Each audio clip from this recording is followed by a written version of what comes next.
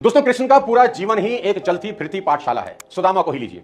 फटे पुराने कपड़े, पैरों में चप्पल नहीं, हाथ में सिर्फ मुट्ठी भर चिवड़ा, लेकिन दिल में उम्मीद की लौ और आंखों में पुराने दिनों की दोस्ती की चमक। मित्र हो तो तुम्हारे जैसा। जब वो द्वारका के भव्य महलों तक पहुंचा तो द्वारपाल हंस पड़ा, ये भिखारी यहाँ क्या कर रहा है। लेकिन उसी महल के स्वामी श्री कृष्ण जैसे ही सुनते हैं कि उनका सखा आया है, सिंहासन छोड़ दौड़ पड़े, नंगे पांव, बिना किसी झिझक के।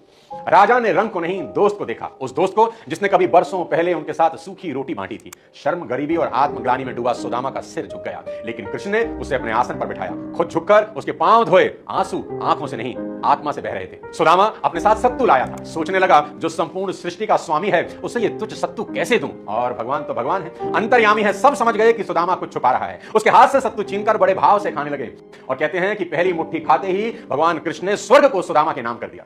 दूसरी मुट्ठी खाते ही पृथ्वी लोक का वैभव सुदामा को सौंप दिया, और तीसरी मुट्ठी में जब कृष्ण वैकुंठ ही सुदामा को देने लगे तो रुक्मिणी ने आगे बढ़कर रोक लिया कि प्रभु, आप ये क्या करने जा रहे हैं। कृष्ण मुस्कुराए और बोले, रुक्मिणी, उसके पास जो सबसे मूल्यवान था उसने मुझे सौंप दिया, अब जो मेरे पास है मैं वही तो दे रहा हूं। ये कोई सत्तू नहीं, ये तो भक्ति है, और भक्ति के बदले अगर मुझे स्वयं को भी देना पड़े तो भी सौदा सस्ता ही होगा।